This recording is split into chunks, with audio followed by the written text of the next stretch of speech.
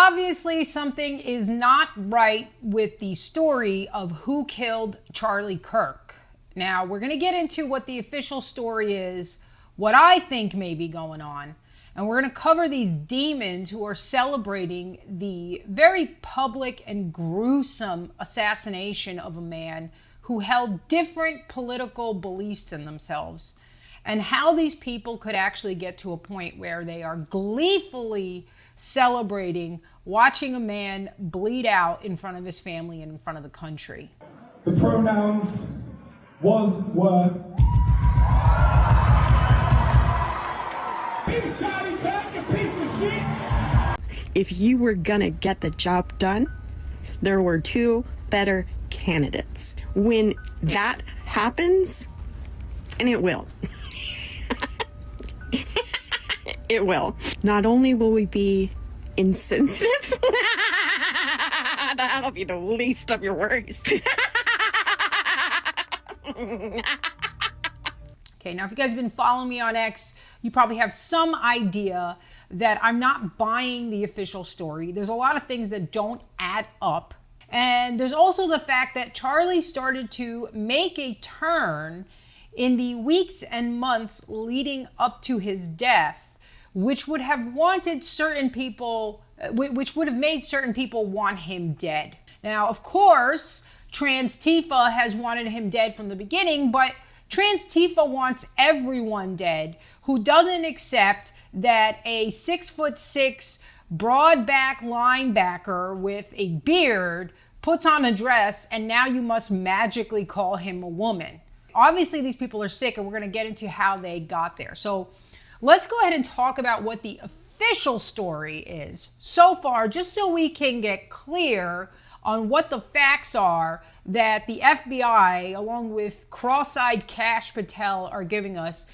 And I don't know if they think we're stupid or if they're trying to give us like a wink, like, hey, don't believe us because this is how bad we're making the story. I don't know what's going on. So I do want to say, I had my criticisms of Charlie when he was alive, and I feel bad that I didn't look more into who he was at the things he was saying, especially towards the end, because I would have changed my tune. And it's really easy to judge someone who's in the limelight and who's actually in the arena fighting when you're on the sidelines, right? When you're on the sidelines, you're like, you should be doing this and you could do this and why don't you do this?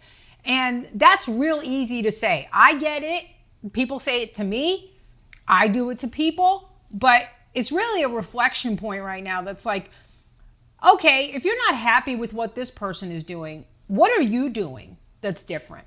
And also to understand that the people who are in the limelight in this way feel a kind of pressure and are actually under a kind of pressure that you and I, who have our little Instagram accounts and Twitter accounts that no one's paying attention to, just aren't. We're not. Like, there's plenty of accounts that tweet the N-word and don't get death threats because nobody knows who they are. I can't say the same for me. We should all just take a little breather. I'm not saying that we shouldn't criticize people and hold their feet to the fire, especially when they're making deals with countries and foreign powers that are intentionally undermining our country. But it's also like, know a little bit more about the person, because I didn't watch a lot of Charlie's videos. I just watched some of the highlights when he'd be at TPUSA talking about how we all have to support our greatest ally. And I was like, fuck this guy, right? But, now I'm going to play some of these videos too that are going to show you the things that I've seen in hindsight. And it made me feel pretty awful, especially recognizing that he really was a good guy who believed in what he was preaching. This is really important. He may have been wrong about things, but he believed in it, and he believed that it was going to be for the betterment of everyone and his country. When he found out that he was wrong about those things, he had the courage enough to start changing his mind and changing his tune, and that's why they cut him down.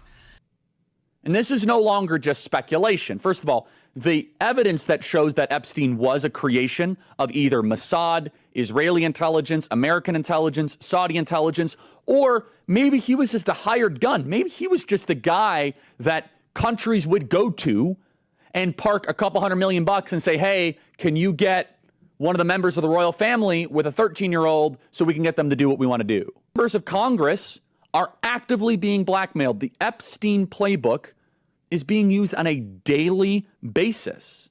Jeffrey Epstein was not a financier.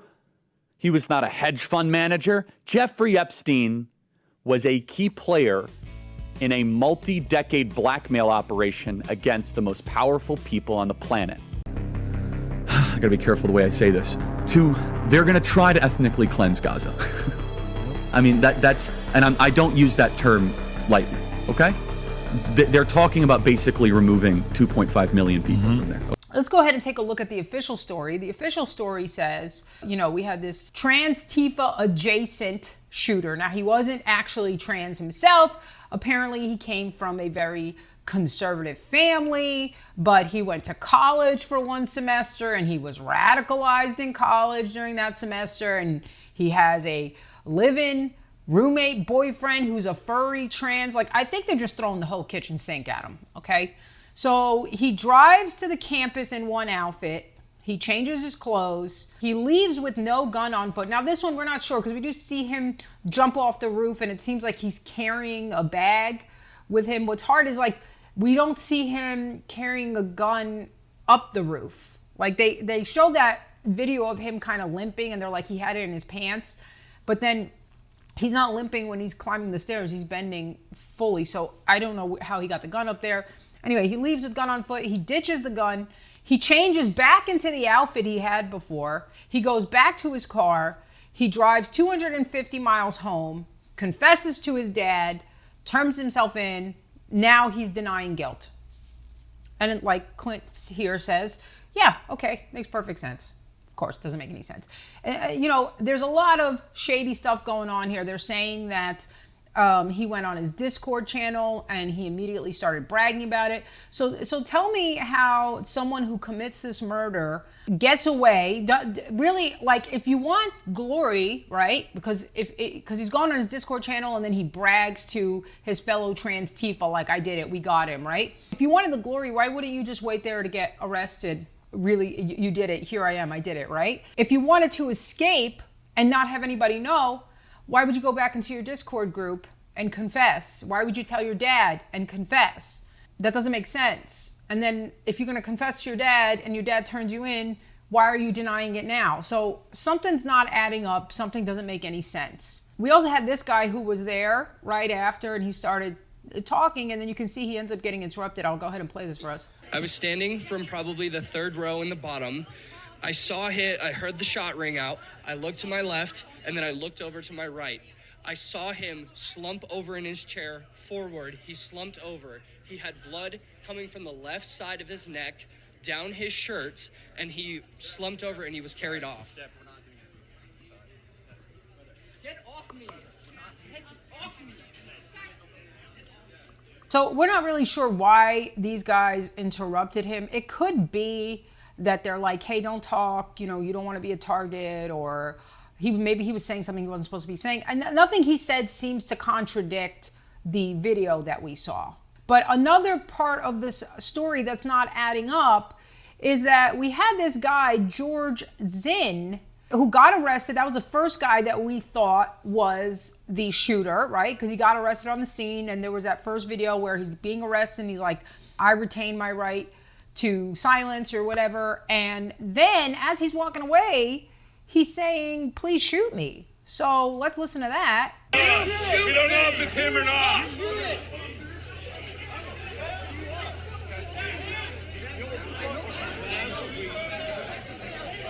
Okay, so he creates the perfect distraction to let whoever the culprits were get away. Someone explain to me why somebody who didn't do it or doesn't know who did it would be saying, I did it, please shoot me. That's very weird. Now, what you don't know about this George Zinn guy is that he also was supposedly a witness to the 9/11 attacks. He made a video where he described seeing the planes hit the towers.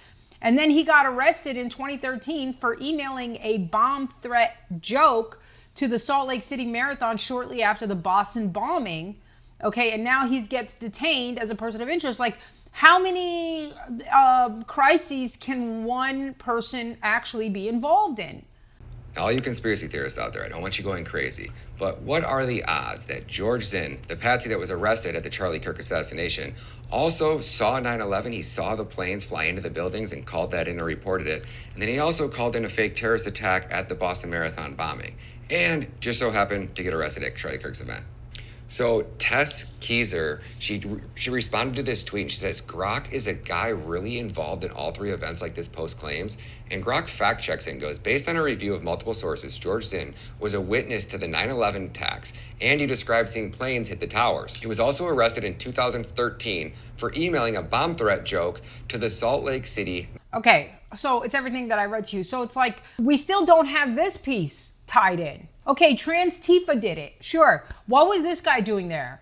Why is he at 9/11 and we'd say the Charlie Kirk assassination in my lifetime are two of the most traumatic attacks on American soil that we've ever experienced, right? I would say the Charlie Kirk assassination could be on par with the level of trauma that was induced by 9/11 because we watched this up close, high definition video of a man getting shot in the neck and bleeding out. I mean, it was horrific, horrible. And if your reaction to watching someone get shot in the neck and bleed out is to say anything other than, oh my God, and feel grief and horror, you've really gone very far into the dark, demonic side of existence. And I would go get an exorcism or something.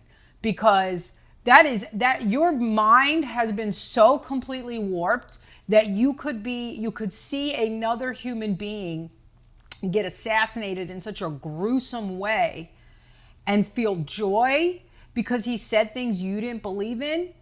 You have to understand that the ideology you are working under is a murderous and hateful ideology that is going to lead to your destruction in one way or another. A lot of them are already feeling that destruction because they're being canceled by the right. They're getting a taste of their own medicine and they're crying. I'll get to my thoughts on that. A lot of people are talking about, we can't become like that. Shut up. Shut your fucking mouth. We have been playing by the rules and it's gotten us killed. And it's made them emboldened and brazen and feel that they could get away with anything. So I don't want to hear it from you.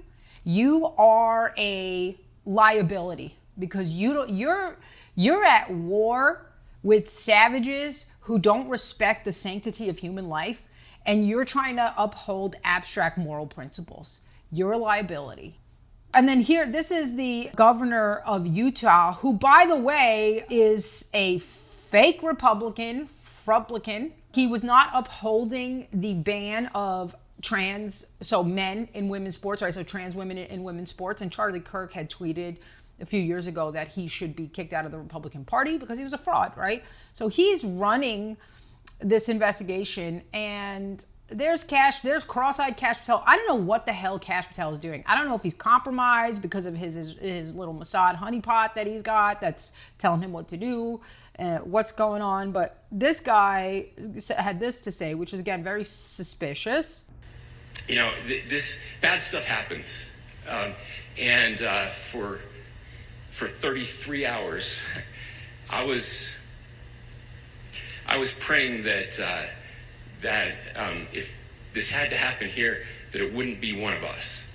That somebody drove from another state, somebody came from another country.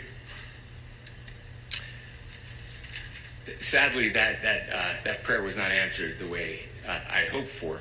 Just because I thought it would make it easier on us if we could just say, hey, we don't do that here. And indeed, Utah is a special place. We lead the nation in charitable giving. We lead the nation in service every year. But it did happen here. You know, this bad stuff happened. That's why you should watch the video. Because this guy clearly, he didn't say, I wish we could blame this on Muslim or migrants, but it turns out it was one of us. He said, I wish it could be somebody from another country, but it is still weird. It's a weird thing to say, right? And then, of course, we had Netanyahu go on and immediately say, oh, this was the progressive Muslim trans Tifa. Very, very weird. Very weird. Netanyahu stops his 7-front war in the Middle East to tweet about the Charlie Kirk assassination. He's the first one to tweet about him dying, and then he comes out and says, "Oh, we didn't do it," and make sure to address that we didn't do it, right? And wants to pin the blame on Muslims. And somebody else was calling, one of his lackeys was calling for a war with Iran if this happened. You can't make this up. You can't make this up. And then Netanyahu is very busy tweeting constantly about all the positive things Charlie Kirk had to say about our greatest ally, making sure to spin an image of Charlie Kirk as the friend of the Zionists, even though he was clearly starting to show that he was changing his mind, right? But Netanyahu wants to make sure everybody understands he was our friend. He was our friend. What? Right? Very strange. They're fully on attack, right? They are fully on attack. We had this guy doing an interview and saying how the woke right, which isn't a thing, it's not a thing. They're trying to say woke right because they're trying to align us with, quote unquote, the woke left, even though these two things couldn't be any further different from each other, right? Why are they doing that? Because we have people on the left who are pro-Palestine, and they're protesting what they say is a slaughtering of the Palestinians in the Middle East. Because there's people on the right who are also against the war and also against the cleansing of the people there. They're saying, you guys must be the same, okay? They could not be more diametrically opposed. The people on the left protest it because they perceive the Palestinians as people of color, the oppressed, they're marginalized, they're being, exterminated by white people, right? So people on the left, they make no distinction between the tribe and white people. None. For them, it's just another example of colonialism.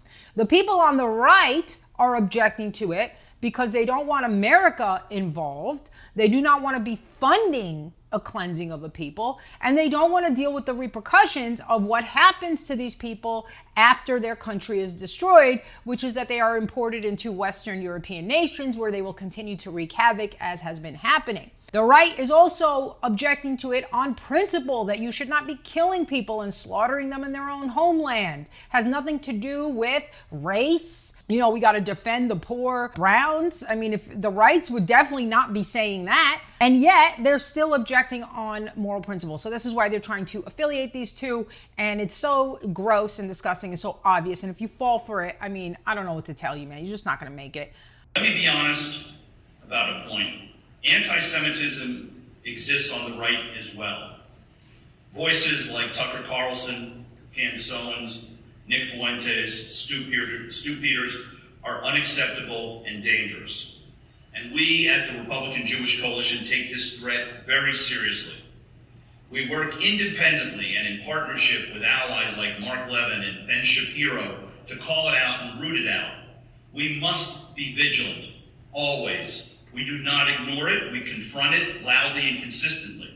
And one of the reasons that we are so fixated on combating the rise of the woke right in our party is a couple of reasons. Number one, first and foremost, we saw what was happening in the Democratic Party early on, and we sounded the alarms when the rise of Rashida Tlaib and Ilhan Omar, and they started getting elected. And all of our friends on the left and in the Democratic Party would say, oh, you're just being, you're just...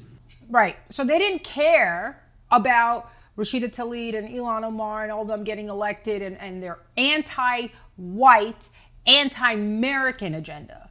They cared when they started becoming, quote, anti-Semitic. Okay? So you have a group of people who are within the Republican Party who have just a very small set of concerns and self-interest and are trying to tie themselves to the bigger movement and say, hey, you guys can't have this in your movement. So if you can't see why that's a problem, I can't tell you here. We're on YouTube, all right? So I would also encourage everybody to follow this account, John Cullen, at I_M_John Cullen. He is doing a good job of separating the BS that's being thrown in to muddy the waters from the official story that we're having to what are the questions with the official story. So one of the things you guys have to be aware of is that people are paid disinformation agents, okay? They did this with the JFK assassination. They did this with 9/11. They do it with every single one of these major events that happens. And the reason for this is to create so much confusion that it makes any alternate theory seem crazy by association. So you have to be careful. There's a lot of morons going, he didn't die, this was an act, it was fake. And if we watch the video, no one is that good of an actor to fake themselves dying the way Charlie Kirk died.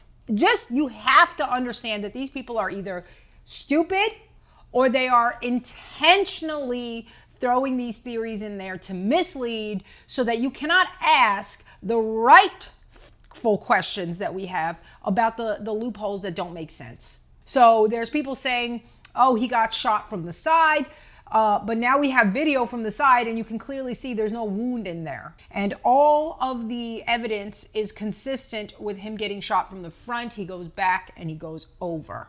We don't know what he got shot with. There might be questions about, was it the actual kind of gun that they were saying? But this guy's doing a good job weeding those people out, and he is skeptical and he had questions. He's the one who kind of highlighted the Vegas inconsistencies, so there's good reason to trust him. And he said there's two ways to be fooled. One is to believe what is true. The other is to refuse to believe what is true. So one is to believe what isn't true. One is to believe the official story that's coming out. That's a way to get fooled. The other is to refuse to believe what is true. He was assassinated. Somebody did this. So all these, this is Masonic sacrifice. Maybe it is a Masonic sacrifice, but Charlie wasn't in on it. And if he was, he didn't know he was actually going to get killed. He's dead. Please, please. You have to be very rigorous and discerning here. It's a narrow path of truth. And you can fall off one way or another. You can fall off believing the official story. You can fall off believing lunatics and paid disinformation agents, okay? So he says he's walking to campus. He has a backpack and apparently a weapon down his pant leg on the left side. That's when he was limping. But as he jumps, he says, I don't see a long rifle. He was running away with the rifle wrapped in a towel, in the backpack. If it fit in the backpack, he would have walked with it there instead of down his pant leg. So fair questions here. John Cullen did an analysis of the shot, and the calculations and the thump are consistent with the idea that it was shot from the roof at that it was shot from 143 yards. So that's consistent. That's why it doesn't make sense that somebody from the side shot him. It doesn't add up. Those people could have been involved in some way to create obfuscation, but we don't really know. We're going to get into now why would somebody have a motive, somebody besides Trantifa. We're clear about what Trantifa's motive could have been, and we can see that from these diabolical people celebrating his death. Now, what you're going to hear from these people who are celebrating his death is that he deserved it because he was a racist, because he thought that, something about Stephen King flat out lied and said that Charlie Kirk believed that gay people should be stoned to death. And then there was a video of Charlie Kirk actually admonishing someone for being concerned with what gay people do in their own lives. He kind of had a live and let live policy. So you're going to hear a lot of these people saying BS. He was racist, he was this, and that's why. They don't even know what they're talking about. They just know what they've been told. And this is why I'm going to call bullshit on this. Because, fine, you have all these videos of Charlie making what would be called inflammatory statements, and maybe that's your excuse. Why were you guys also celebrating Irina Zaratutska's death, the Ukrainian girl on the train? There were no inflammatory statements of her. You don't have any evidence of her being quote unquote racist. She doesn't even make eye contact with anybody. She just gets on the train, sits down, and she's killed for being white. Why were you celebrating that? Oh, right. Because what you are actually celebrating is the death of a white person. And in Charlie Kirk's case, the death of a white person who was refusing to bend the knee and worship at the altar of your sick Marxist ideology. That's the truth. So every single one of those people are diabolical pieces of shit, and they 100% deserve the consequences of their actions. We were all anti-cancel culture over here on the right. We didn't want to see people being canceled for their points of view. We believe in free speech and the ability to say what's on your mind. You guys thought that we shouldn't be allowed to have that. You guys canceled people because you didn't agree with them if they said that white people are being discriminated against. You didn't agree with them if they said they didn't want their kids to be transitioned or to be exposed to LGBT propaganda when they're in 3rd grade or kindergarten. You guys are the ones who cancel people for saying a word that you call each other every single day nonstop. So now the weapons that you forged to hurt us with are being turned on you, and you have the nerve to cry about it. You will find no compassion from me. And anybody who's out here saying we shouldn't do this, it makes us as bad as them, get rid of that person, okay? That person wants you to lose. They're either lying or they are stupid. And in either case, it's a bad situation, because Sam Hyde said something very, very on point and astute. He said, you saw these people celebrating with their face, their real name, their locations. There were thousands and thousands of people openly.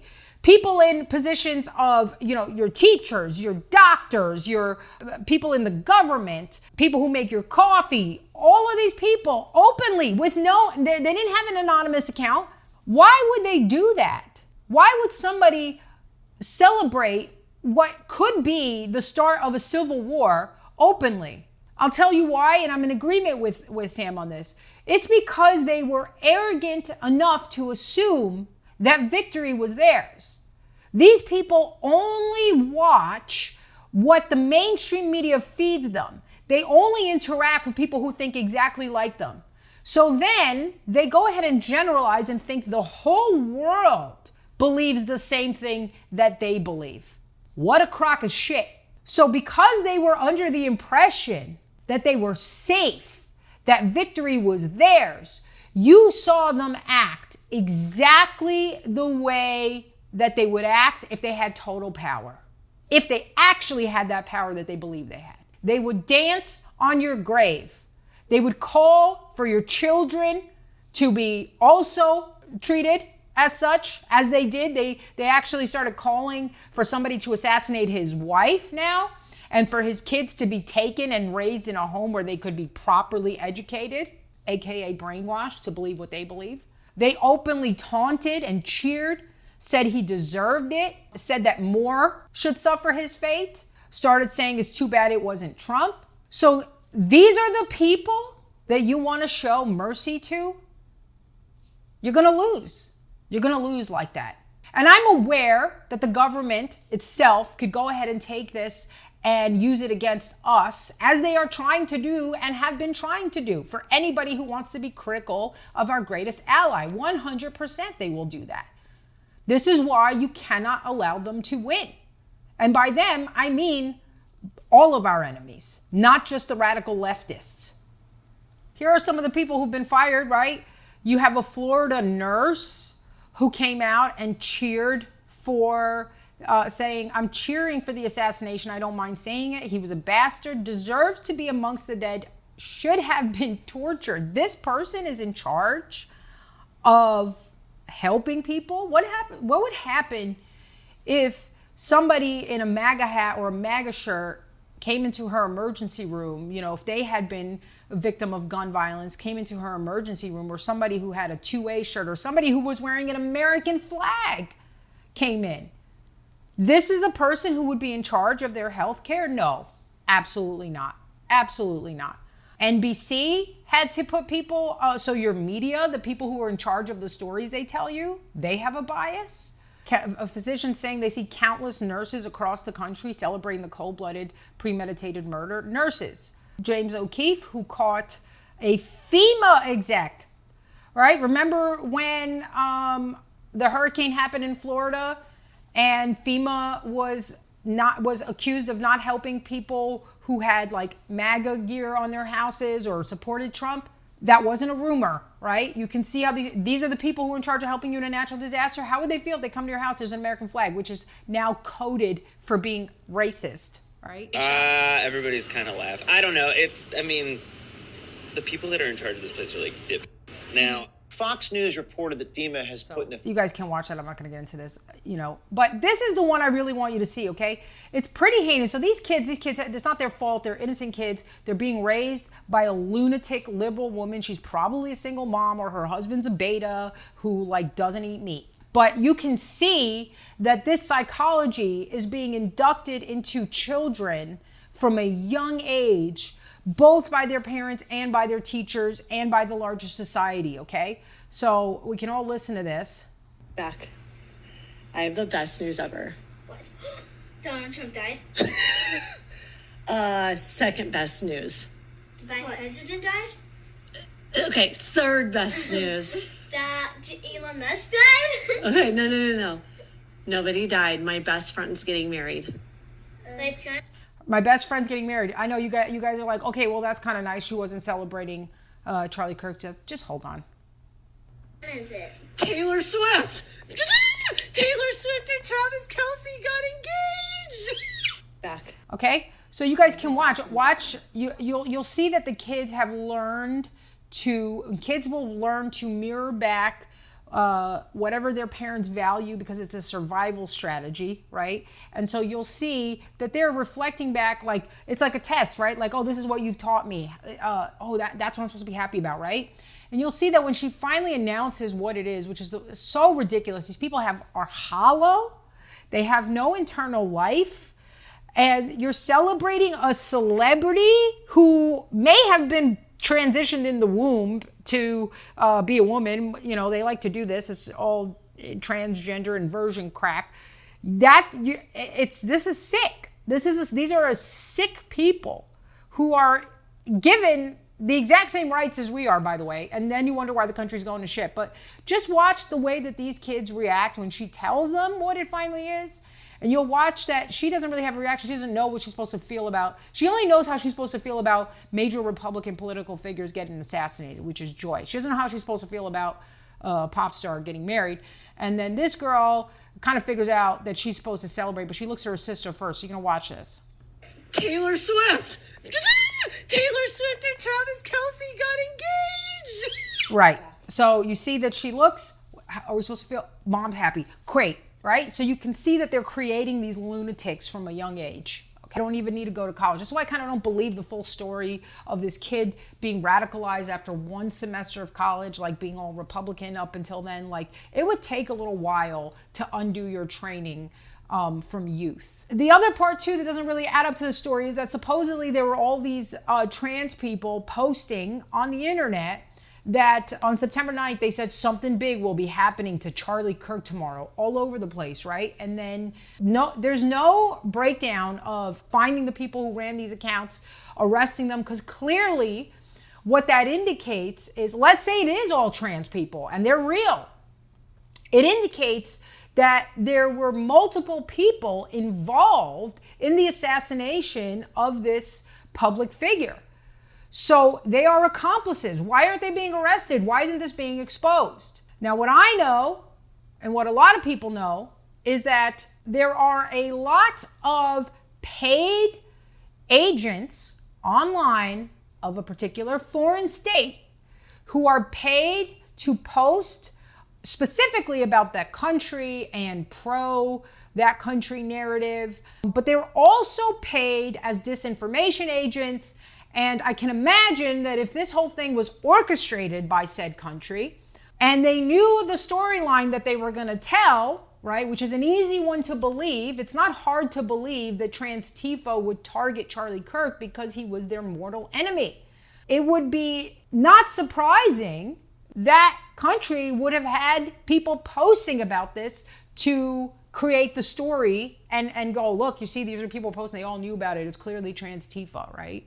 So let's get into some of the stuff that and we'll get into what my theory is in a second, right? But we're going to get into some of the stuff. I'm going to build the case for why I think Charlie Kirk was a target, potentially, of supposedly our greatest ally. And it's really that he started to become a liability. You know, Charlie Kirk ran TPUSA, which was probably the biggest organization for conservative youth, right? And he was a major figure in influencing their opinions and their belief system. What started to happen was Charlie Kirk started to go off script, especially after October 7th. He started to ask questions that anybody who is pro our ally would never be allowed to ask.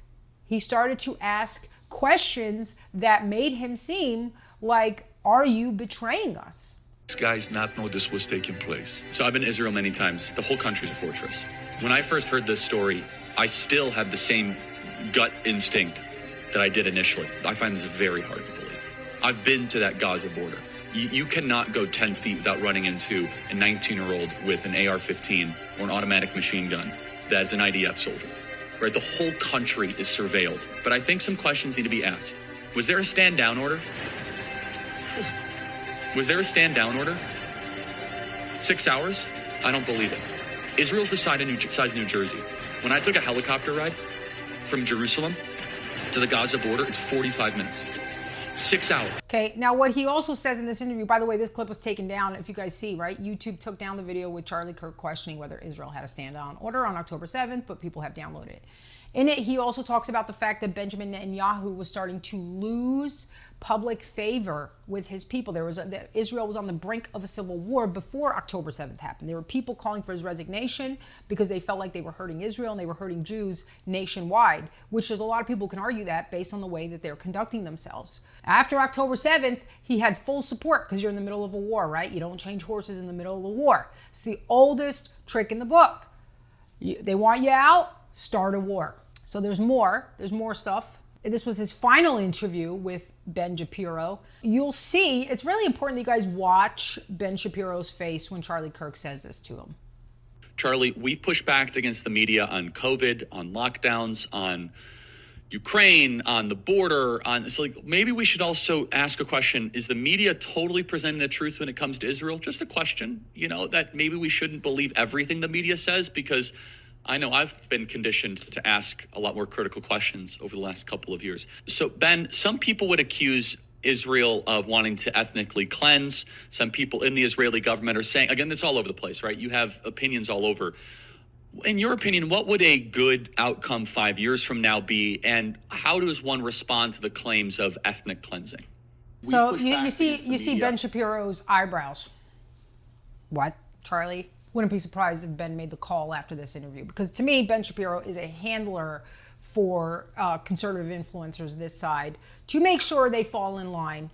And then, Ben was saying before this happened, because they're supposed to be like, we're supposed to have one big tent on the Republican Party where you have all these different coalitions come together.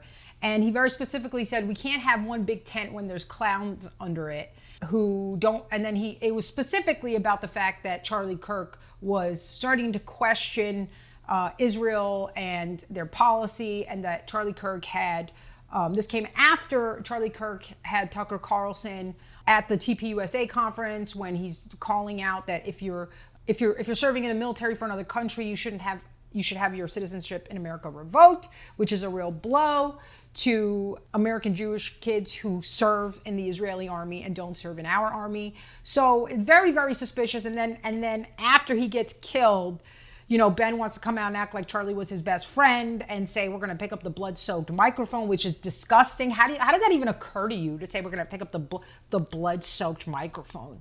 Truly disgusting, So here's Tucker talking about some of the change that was happening, which I think is really important that people understand this. He was one of the only people, truly one of the only people to go to the president whom he loved. He loved Donald Trump, personally as well. And I think the president really loved him in a real way.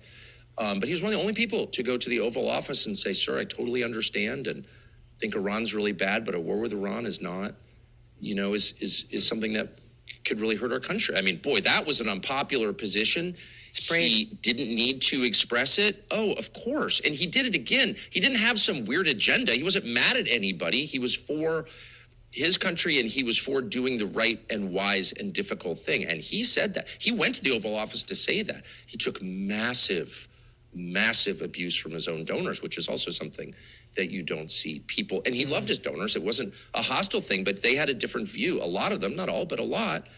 And they expressed it to him in a very intense way. I know because he showed me. And he said, look, I understand your perspective. This is my perspective, and we're going to do what we think is the right thing, the wise thing. In that way, too, he was the voice of young people. I mean, there are no young people in the country anymore supporting this war and wanting Israel to continue its bombing campaign. That's just the truth. Look at the polls. And he was in touch with them. And even where his own opinion may have differed from their opinion, he felt like he owed it to them to bring their message to the sitting president of the United States. I mean, that's what's been snuffed out. That's what's been snuffed out. So I have the theory that Charlie was starting to turn. People getting nervous over there. They can't risk it because if he fully turns, he's got the whole ear of the TPUSA. There's only like 26% of young Americans who support the war. There was going to be zero.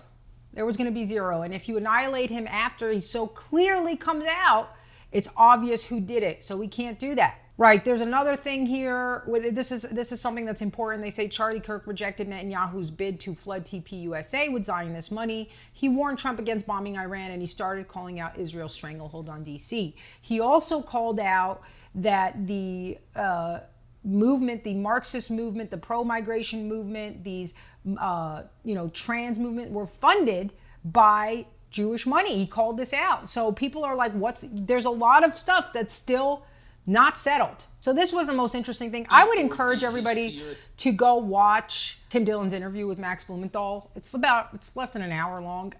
Really encourage you guys to go watch this. But the reason I wrote this story was because I was able to get this background about Charlie Kirk and what was happening in his life and what was coloring his final days and the kind of pressure he was under, which tells a larger story about Israeli influence in the United States. And that's just an issue I've been covering for years. Did you get the feeling that he was only afraid of reputational damage or, losing money, or did his fears extend to his life?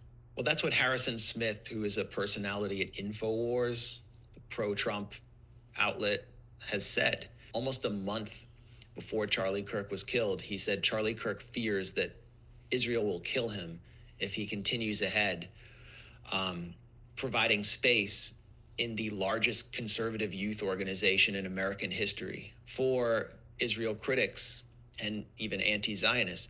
I can't see any hard material evidence that Israel had him killed, but there's this fear when you go against the Israel lobby and you're that powerful. And it's a fear that I've been told Donald Trump shares. I've been told that by that was my next question. Several Trump insiders. Does the president of the United States fear for his life? Yes, I mean, obviously he fears for his life. And I was told that he feared for his life before the two assassination attempts, one coming within a millimeter of striking his head. I mean, let's not forget about that. But I mean, just to clarify, he doesn't fear for his life because of Ireland. I mean, I've been told, yes, that Israel is a major source of concern for Trump. I mean, think about it. What would happen this is if the our president ally. if he suspended if he suspended arms to a country that carries out assassinations all across the globe, that specializes in assassinations, that has an entire wing of its intelligence services that conducts assassinations, including with household goods like pagers, would you not be scared? Yeah, so I would encourage everybody to go ahead and watch that because truly, really in-depth interview. And Max Blumenthal is Jewish, so you can't go over there and be like, he's just anti-Semitic and he wants to blame the Jews, which is always what they go to, right? They want to conflate Israel with all Jews. And it's a really dirty thing to do because it means you can hide behind the Jewish people as a whole, that there are many Jews who don't agree with what Israel's doing, or even with Israel itself, and especially now with Netanyahu, but you can use them as a human shield, right? Because it will allow you to accomplish whatever it is that you want, and then it makes everybody nervous to criticize because I don't want, we have that history of what happened with anti-Semitism. It's bad, right? So nobody wants to go there, okay? Okay, so now we're going to get into really the meat of it, of what is the evidence, if any, that, our supposed greatest ally was behind the assassination or connected to it. Now, the fact of the matter is there really isn't any hard and fast evidence. Like, we didn't find a Mossad sticker where Charlie Kirk on the bullet or something, right? We didn't find any of that. But there is a lot of smoke, I would say, surrounding it, not the least of which is Netanyahu tweeting about this over and over again, doing an interview, stopping his war to talk about this. And Max Blumenthal talks about Netanyahu, stopping a seven-front war to talk about a citizen, an American citizen, being assassinated, and how this is really unprecedented. Before I let you go, I want you to address one thing, it's just the absurdity of it. Some of the internet rumors that somehow Israel is behind the Charlie Kirk murder, and I don't believe it for 1 second, but I want you to make a statement. It's so absurd. That's insane. That's insane. Israel also changes the orbit of the moon. Israel pushes the sun. I mean, the whole thing it's not only insane. I think it's so absurd, so stupid, and so ridiculous. You can't believe that people are saying this. They just found the perpetrator. They'll get to the bottom of this. But when you hate Jews, when you hate the Jewish state, you're willing to say anything and promote all these absurd rumors. And by the way, they're willing to kill us all the time. I mean, that's what they're doing. And over the centuries, when Jews, especially in the Middle Ages, the horrific Middle Ages, the worst things were said about Jews you couldn't possibly believe. We were poisoning the wells. We were drinking the blood of Christian children. You name it. I mean, these things. That continued actually up to the Holocaust. The Nazis said the same thing.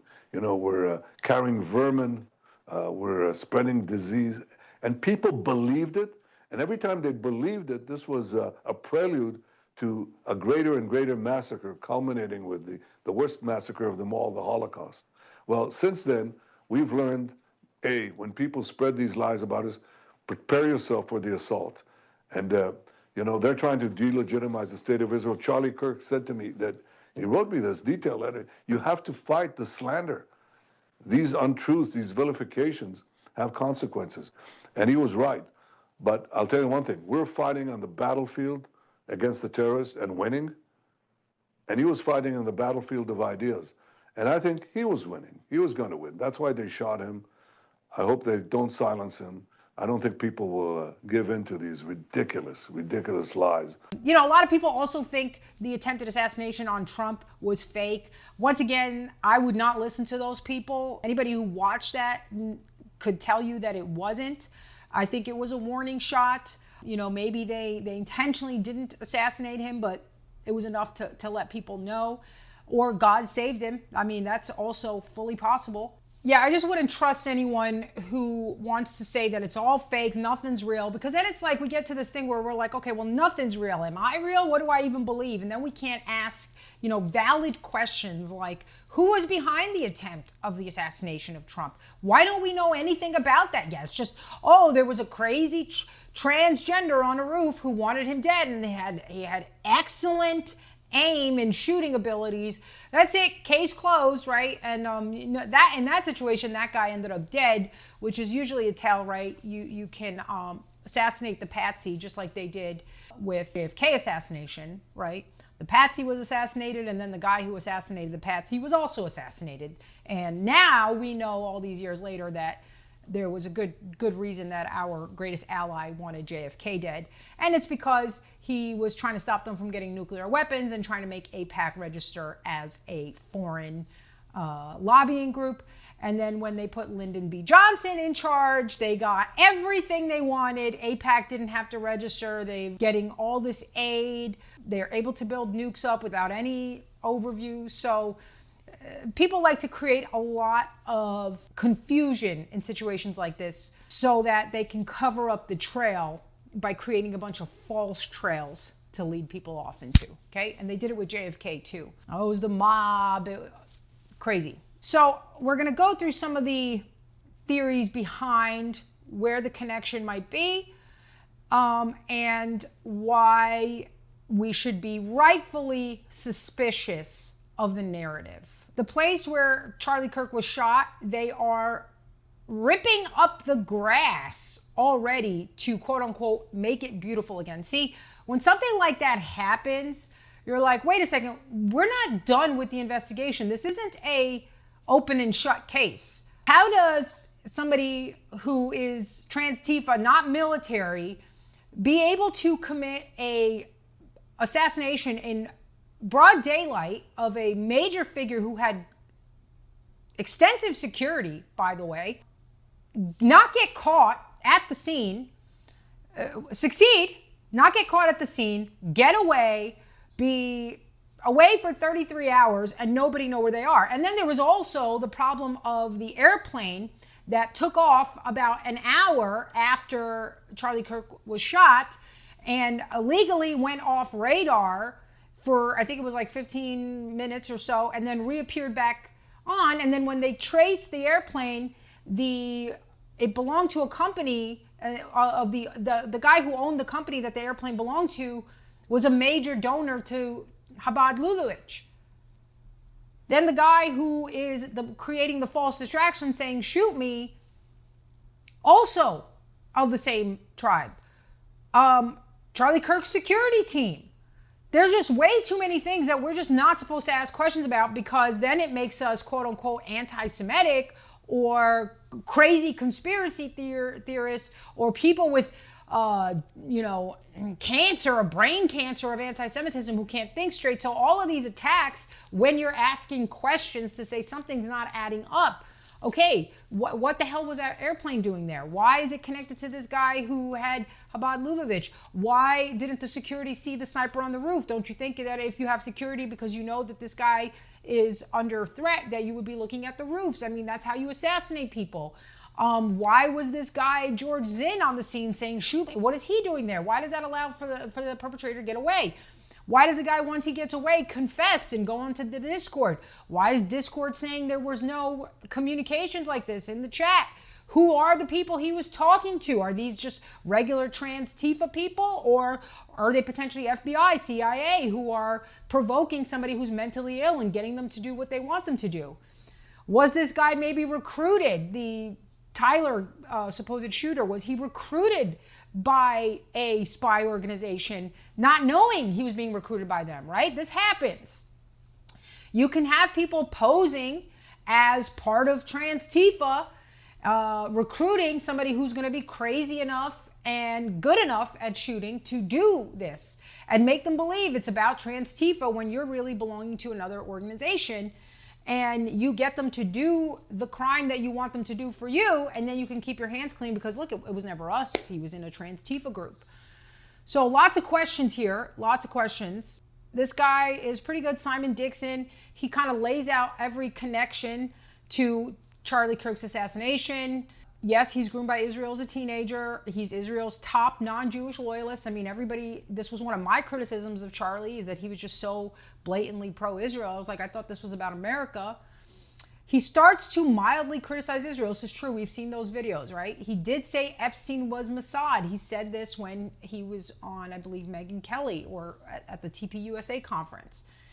He asked Trump, he says, he said this publicly, no Iran war on behalf of Israel. He lobbies Trump against the Iran war. Trump apparently barks at him because I think Trump is under immense pressure and I think he knows what he's dealing with. And I think when you compromise yourself and you know you're compromising yourself and then someone's calling you out to do the right thing, you get angry at that person because you just want to ignore the fact that you are doing this thing that you know you're not supposed to be doing. And so this person sort of they take the brunt of your anger that you should be feeling for the person that's making you do the thing you don't want to do.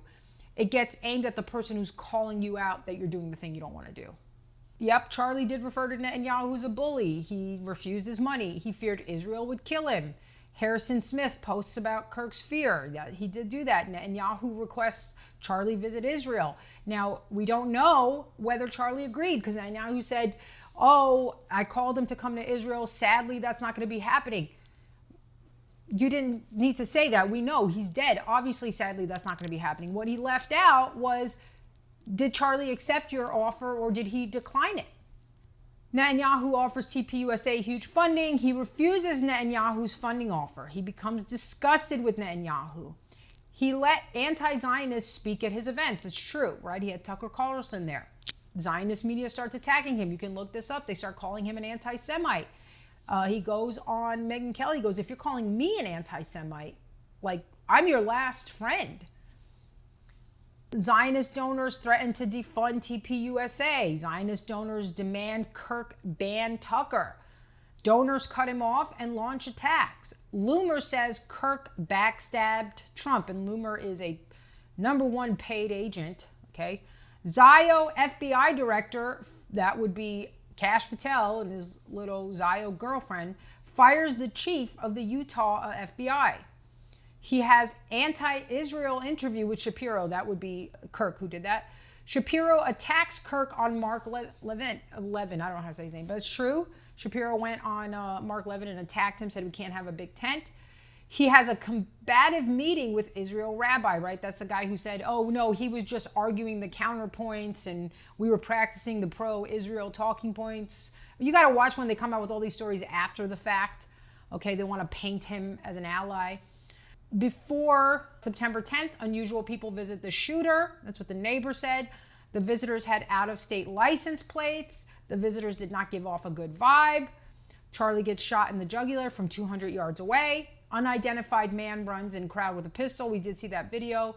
Police arrest a patsy claiming to be the shooter. That's George Zinn.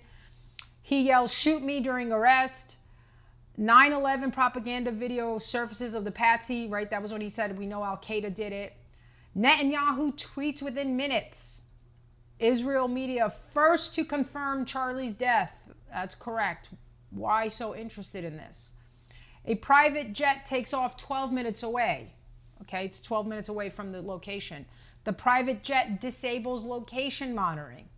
Jet is owned by Chabad Lubavitch donor. Netanyahu posts about Charlie's Israel trip. FBI says foreign intel assisting investigation, right? No thanks. I don't think it was China who was assisting. FBI claims they have photos of shooter. FBI claims shooter wore tactical gear. We didn't see him in any tactical gear at any point, okay? No photos exist of shooter with the gun. No photos exist of shooter in tactical gear, right? That's what I said. Zionists go on social media blitz about Kirk. Netanyahu goes on media blitz about Kirk. Netanyahu says Islamists behind shooting. Did say that already before we even had a suspect in custody. Netanyahu says Israel didn't kill Kirk. Netanyahu reads Kirk's pro-Israel letter. This is the letter that Candace Owens called out and said, why didn't you just publish it? It's true. Why are you reading it? Why don't you just publish it? Okay. Candace says the letter was fake. Candace calls on Netanyahu to publish letter. Tucker says Charlie was at war with Israel.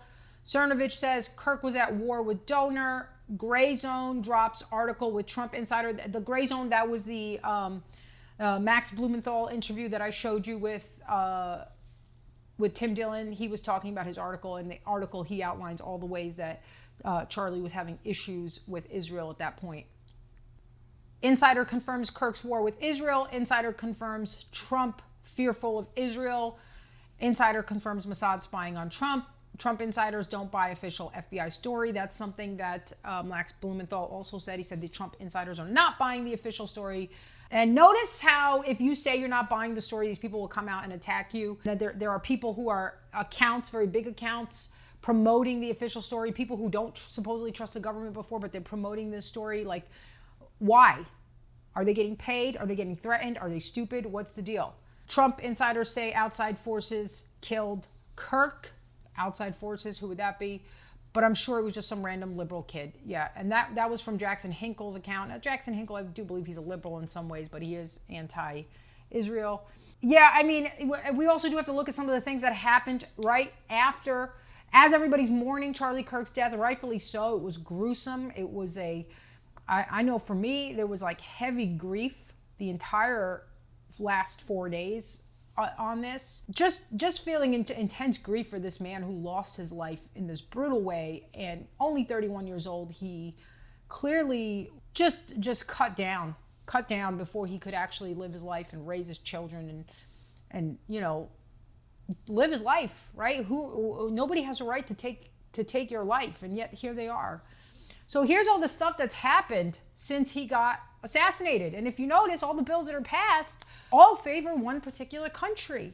It's not bills being passed to strip down trans Tifa or destroy Antifa or stop puberty blockers. None of that. No, why didn't that happen? No, what do we get? The Epstein files get blocked. There's a vote, and they vote down party lines, and the release of the Epstein files gets blocked. The Pentagon is banned from boycotting Israel. Rubio pushes legislation to revoke passports of Israel critics. This is correct. Mark Rubio, who went to worship at the wall this past weekend, just a few days after Charlie Kirk's assassination, right? Just very clearly making a show of submission. There's $650 million in approved aid for Israel's missile defense.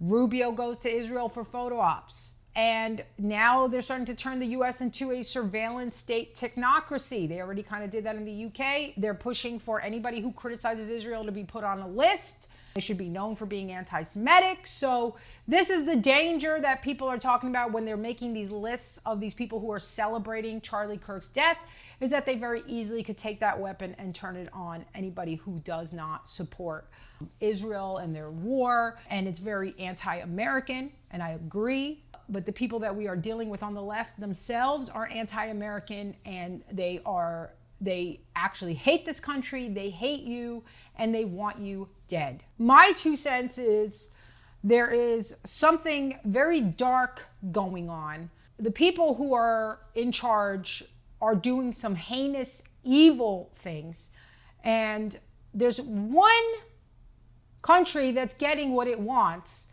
and it's not America. Anybody who is out there calling people crazy for suggesting that maybe our greatest ally has some kind of connection to what happened, even if they're not directly responsible, anybody who's calling you nuts for questioning the official story or trying to attack you personally and saying you have a brain cancer, these people are gaslighting you. It would be one thing if this country never had any connections to assassinations, if this country was not behind every congressional race, if every person in our government didn't have to show allegiance and pledge allegiance to this country, if there was never any reputation of bad behavior on behalf of this country, it would be one thing if then people came out and they were like, they did it. Yeah, then you'd be like, okay, what's wrong with you? Something's wrong with you. But when we have the history that we have, and somebody goes, could it be the people who are behind many of the false flag attempts, who attacked the USS Liberty, who are the most likely culprits for 9/11, the most likely culprits for JFK? When you are calling out from a pattern of behavior, and they say that you're crazy, they're gaslighting you. Anyone who gets in the way, it doesn't matter where they are, even if they are politicians in the West, they are going to fall. And I said this previously. Hold on, did you hear what he just said? And remember, he's an Israeli agent. Are you saying Israel will murder politicians in the West? What do you mean the politicians in the West will fall? Yeah, we will not vote for them anymore. Oh, no, well, you don't vote for them now. You're not in our country. We have the right to bring them up and to bring them down. Who is we, and how are you bringing down politicians in the West if they dare to defy Israel? This is exactly like when the black male population of America is known disproportionately for being violent. We know it's not all of them, but we watch the attacks. We watched Irina Zarutsky get brutally murdered in cold blood, and none of the other black people on the train try to help her. So when you see somebody who looks like one of these figures walking towards you on the street, and you cross the street and they call you racist, they're gaslighting you. They want you to go against your own instincts that are based on the information you're getting from your senses and say, not trust that, and trust what they're telling you, even though what they're telling you contradicts the evidence of your eyes and your ears. And so when people are asking you to behave that way, they don't have your best interests in mind. They want you to be a slave. They want you to go there and bend the knee to this country that doesn't care about you and wants to use you as fodder for their wars. I mean, this is a video we should watch of, and I did say this very valid question, does Netanyahu ever put on a cross and pray at a church when he visits America the way all of our American representatives have to go put on a kippah and worship at the wall? And this show over here, you guys should really watch this because, and we don't need the sound, but just what does this tell you? I don't have to tell you anything. Just what is this image? What are we looking at? This is an American congressman?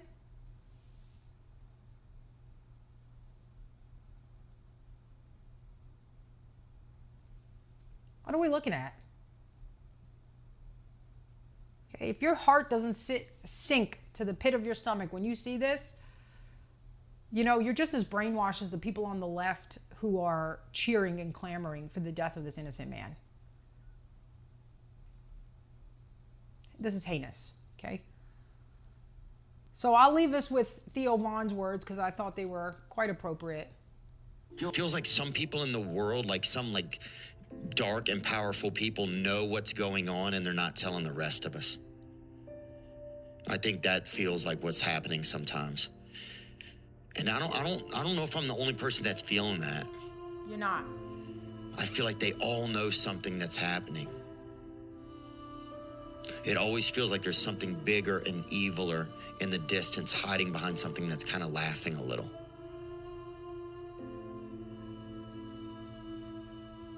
And, yeah, and this just felt like the pinnacle of the horn of whatever creature that is, kind of. That's it, folks.